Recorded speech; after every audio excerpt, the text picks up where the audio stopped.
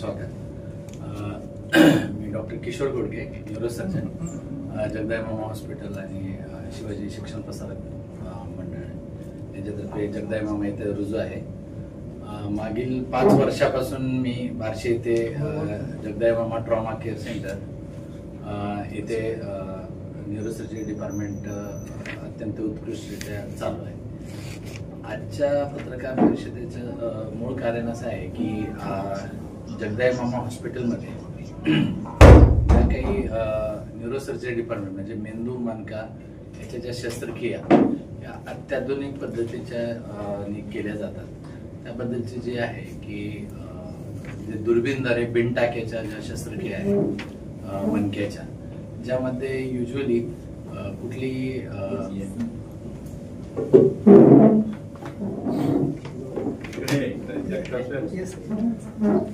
यामध्ये कुठल्याही प्रकारचे टाके न घेता एका छोट्याशा 8 मिलीमीटर म्हणजे 1 सेंटीमीटर पेक्षा कमी होल मधून आपण मणक्याच्या शस्त्रक्रिया करतो. यात गादी काढणे, नसा दुरुस्त करणे म्हणजे सायाटिका सारखे जे प्रॉब्लेम आहेत ज्यामध्ये कंबरदुखी, पायाला मुंग्या येणे, चालायला त्रास होणे किंवा जे रुटीन काम आहेत ते करता नाही येणे, याच्या ज्या शस्त्रक्रिया आहेत ह्या डे केअर सर्जरी म्हणजे युजली आपण केल्यानंतर 1-4 तासात आपण पेशंटला चालवतो, फिरवतो आणि युजली त्या दिवशी किंवा 24 तासाच्या आत आपण या पेशंटला डिस्चार्ज वगैरे करतो. आणि सर्व ऍक्टिव्हिटी तो जो आहे की कुठली रिस्ट्रिक्शन न करता टाके नसल्यामुळे तो लगेच रुजू होतो.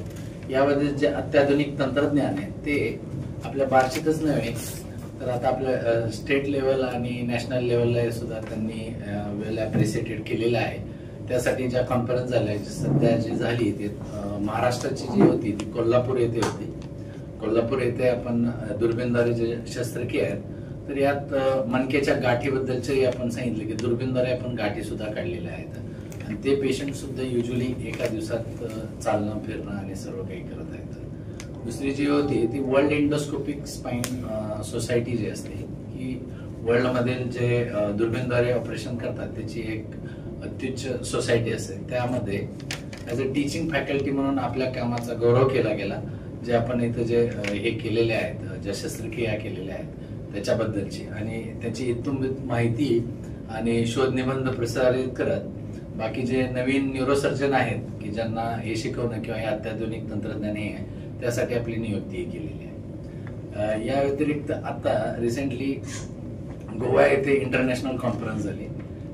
त्यामध्ये सुद्धा जे मेंदूचे आजार आहेत रक्ताच्या नळीचे तर त्याचे बायपास आणि रक्ताच्या नळीचे आजार ह्याच्या व्यतिरिक्त जे दुर्बीणद्वारे ज्या शस्त्रक्रिया मणक्याच्या केल्या जातात याचं सर्व जे टीचिंग फॅकल्टी आहे यासाठी सुद्धा आपल्याला आमंत्रित केलं होतं आणि तिथे आपण गायडन्स देऊन इंटरनॅशनल कॉन्फरन्स मध्ये सुद्धा आपला बार्शीचा एक ठसा उमटवण्याचा प्रयत्न केलेला आहे.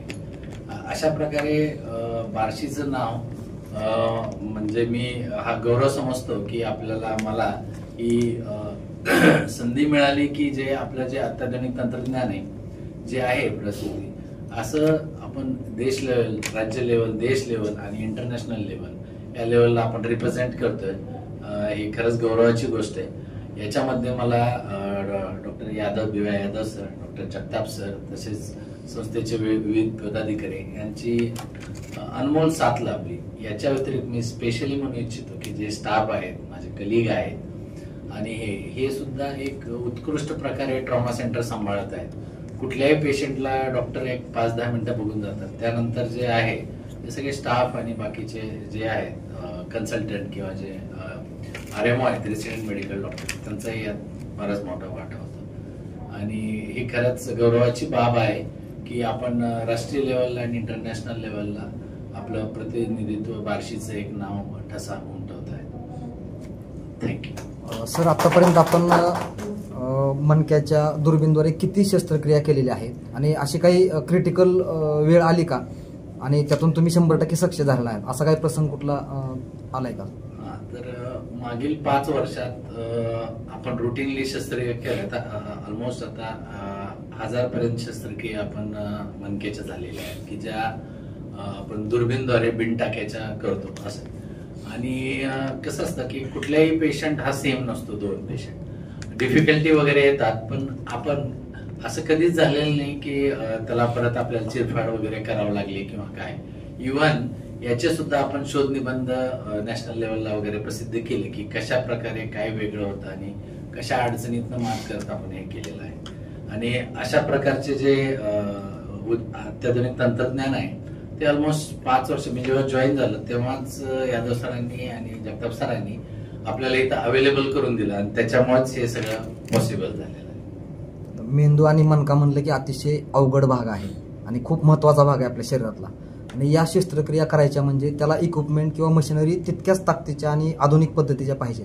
तर आपला अनुभव, आपलं कौशल्य आणि त्याबरोबर संस्थेचा सपोर्ट तुम्हाला या बाबतीमध्ये कसा राहिला? कुठलंही डिपार्टमेंट जे असतं की पर्टिक्युलरली आता आपल्या ज्या मेंदू मणक्याच्या ज्या सर्जरीज असतात त्या हाय एंड सर्जरीज असतात. आपलं फक्त कौशल्यच नाही तर आपल्याला इन्स्ट्रुमेंट म्हणजे इक्विपमेंट याची साथ तशीच लागते. आणि आपण मिनिमली इन्व्हेसिव्ह म्हणजे कुठले टाकं न घेता मग त्याची जे इंडोस्कोप किंवा जे छोटे छोटे इन्स्ट्रुमेंट असतात, मायक्रो इन्स्ट्रुमेंट, तसेच रक्ताच्या नळीचे जे वॅस्क्युलरचे सेट असतात की जे स्पेशली डिझाईन असतात.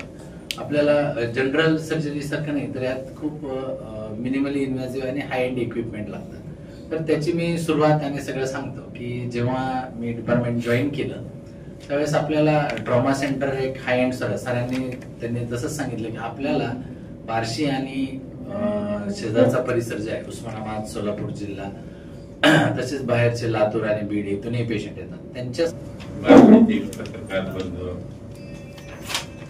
आपला सर्वांचं शिवाय शिक्षण प्रसारक मंडळाच्या वतीनं आणि जगदाई मामा हॉस्पिटलच्या वतीनं या खास पत्रकार परिषदेमध्ये मी आपलं सर्वांचं स्वागत करत आहे. यामध्ये मुख्यत्वे आपण डॉक्टर गोडगे यांनी नॅशनल लेवलवर जे न्यूरोसर्जरीमध्ये उत्कृष्ट काम केलेलं आहे त्याबद्दल ते बोलतील. त्याचबरोबर हॉस्पिटलमध्ये काही दिवसापूर्वीच, काही महिन्यापूर्वीच नवीन तज्ज्ञ डॉक्टर्स आलेले आहेत. त्यापैकी डॉक्टर लंगडे या ठिकाणी आहेत, संस्थेचे माजी विद्यार्थी आहेत ते, ज्यांचे वडीलही संस्थेमध्ये काम सेवा दिलेली आहे. ते लंग स्पेशलिस्ट आहेत. उसाचे किंवा पल्मोनरी डिसीजेस नावाचा जो आजार असतो त्यासाठी ते खास ट्रेनिंग घेऊन आलेले आहेत. दुसरे आहेत ते डॉक्टर कुंभार, ते स्त्रीरोग तज्ज्ञ म्हणून या ठिकाणी जॉईन झालेले आहेत. भूम तालुक्यातीलच आहेत, त्यामुळे या भागातील सर्व लोकांचा जीवनमान किंवा त्या लोकांशी समरस होण्यासाठी हे दोघं आहेत. आणि अतिशय उत्कृष्ट असं काम त्यांचं चाललेलं आहे. डॉक्टर गोडगे थोड्याच वेळानंतर त्यांना मी विनंती करतो की त्यांनी या त्यांच्या उपक्रमाबद्दल थोडक्यात माहिती आपण. नमस्कार सर्वांचं. मी श्री शिवाजी शिक्षण प्रसारक मंडळ संचलित जगदाई मामा हॉस्पिटलमध्ये स्वागत करतो. जगदाई मामा हॉस्पिटल हे आपलं टर्शरी सेंटर हे आपल्याला सर्वांना माहिती झालेलं आहे. टर्शरी सेंटरमध्ये ज्या ज्या सुविधा आपण उपलब्ध केलेल्या आहेत, विविध डिपार्टमेंट आपण सुसज्ज असे केलेले आहेत. आणि हे सुसज्ज करत असताना सर्वात महत्वाचा भाग जो आहे ते तज्ञ कन्सल्टंट्स असणं गरजेचं असतं. सुरुवातीपासून आपण जर बघितलं 1 कन्सल्टंट पासून आता जे आहे ते 29 कन्सल्टंट्स आपल्या जगदाई मामा हॉस्पिटलमध्ये कार्यरत आहेत. 22 मेडिकल ऑफिसर आणि हाऊसमन आणि जो नर्सिंग स्टाफ लागतो, BSc GNM ANM हा नर्सिंग स्टाफ पण लागतो, तो पण तज्ञ स्टाफ हॉस्पिटलमध्ये उपलब्ध असल्यामुळे आपण त्या रुग्णांना सेवा देऊ शकतो. या विविध डिपार्टमेंटमध्ये जर बघितलं तर गोल्डन आवर पेक्षा आता गोल्डन मिनिट्स मध्ये जर बघितलं तर न्यूरोसर्जरी विभाग, कार्डिओलॉजी विभाग, पल्मोनॉलॉजी विभाग, न्यूरोनॉटॉलॉजी आणि जनरल जे मध्ये आहेत ते medicine, surgery, gynaecology, paediatric, pathology, radiology आणि इतर इव्हन आपल्या ह्याच्यामध्ये ज्या मायनर ब्रँचेस आपण समजतो पण त्या पण खूप महत्वाच्या आहेत. जसं की फिजिओथेरपी असेल, आहार तज्ञ पण असणं गरजेचं असतं, ते पण आपल्याकडे उपलब्ध आहेत. यामध्ये हॉस्पिटलमध्ये ज्यावेळेस असं वाटत होतं की गेल्या 5 वर्षाच्या अगोदर ऍक्सिडेंट झाल्याच्या नंतर काय करायचं, तर इथून सोलापूरला पेशंट पाठवावं लागायचे. परंतु इथं डिपार्टमेंट चालू झाल्यामुळे सर्व पेशंटचे आपण जीव वाचवू शकलो. नुसते जीव वाचवले नाही तर त्यांच्यातली डिसॅबिलिटी पण होऊ नये यासाठी या सर्जरीज, हाय एंडच्या सर्जरीज आपण इथं चालू केले गेलेले आहेत. दुसरं जे डिपार्टमेंट आहे कार्डिओलॉजी डिपार्टमेंट, गोल्डन आवरवरून आपण आता गोल्डन मिनिटवर आलो आहोत. काही दिवसांनी मिनिटवरून खाली यायची वेळ येईल का काय सांगता येत नाही. बऱ्याचशा रुग्णांचे प्राण आपण वाचवू शकलो. बऱ्याचशा पेशंटची फ्लॅट लाईन आलेली असताना सुद्धा इमिडिएटली कॅज्युअल्टीमध्ये मेडिकल ऑफिसर आणि कन्सल्टंट असल्यामुळे काही पेशंट्सला आपण जीवनदान देऊ शकलो. तसेच न्यूरोनॅटॉलॉजी आहे, पल्मोनॉलॉजी आज जर बघितलं तर बार्शीमध्ये फर्स्ट सुपर स्पेशालिटी कन्सल्टंट आपल्याकडे डॉक्टर लंगडे जॉईन झालेले आहेत, जे की फुफ्फुस आणि श्वसनक्रियेवरती जे काही आजार असतील त्यावरती उपचार करण्यासाठी ते उपलब्ध आहे. तसेच गायनेकॉलॉजी डिपार्टमेंट असेल, यामध्ये सुद्धा ज्या काही हाय एंडच्या सर्जरीज आहेत, NDH वगैरे साठी सर्जरीज आहेत, त्या सुद्धा सर्जरी आपल्या हॉस्पिटलमध्ये उपलब्ध आहेत. सर्वात महत्वाचं म्हणजे की WHO नॉर्म्स प्रमाणे जसं शाळा कॉलेजेसमध्ये NAC असतं A ग्रेड वगैरे, त्याचप्रमाणे हॉस्पिटलसाठी NABH National Accreditation Board for Hospital यासाठी सुद्धा गेल्या 2 वर्षापासून हॉस्पिटल हे नामांकित केलं गेलेलं आहे. म्हणजे फक्त हॉस्पिटलच्या बिल्डिंग नाही बांधल्या तर त्याच्यामधली क्वालिटी मेंटेन करण्यासाठी सर्व स्टाफ, मेडिकल ऑफिसर, कन्सल्टंट्स इथून तिथून प्रत्येक गोष्ट स्वच्छतेपासून ते कुठल्या सर्जरीज किंवा काही तुमच्याकडे क्वालिटीमध्ये दिले गेलेल्या आहेत का नाहीत आणि त्याचं डॉक्युमेंटेशन झालेलं आहे किंवा नाही, हे बॉडी जे आहे ते नॅशनल ऍक्रिडिटेशन बॉडी असते त्यांनी नामांकित केलेलं गेलेलं आहे.